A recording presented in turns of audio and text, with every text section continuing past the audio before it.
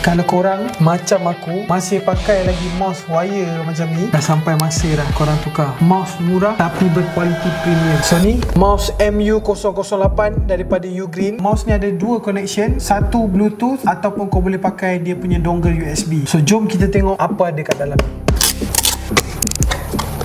Macam biasa, manual dan product disclosure. Korang akan dapat mouse yang macam ni. Bentuk dia memang ngam dengan tangan aku yang besar ni, and untuk keselesaan tangan aku, macam yang korang nampak, dia hanya menggunakan satu AA bateri, boleh connect 3 device serentak dan juga support untuk Mac dan juga Windows. Korang just, and kalau device korang tak boleh detect dengan Bluetooth, korang pun boleh guna USB dongle ni untuk connect ke device korang. And mouse ni boleh support up to 4000 DPI dengan hanya tekan button ni saja.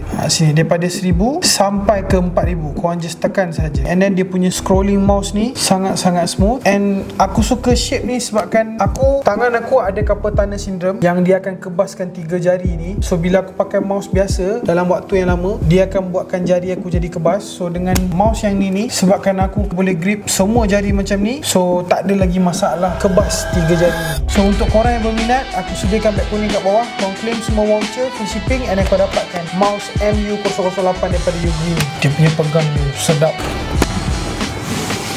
And macam biasa, jangan lupa follow, like and share video ni, and kita jumpa di next video.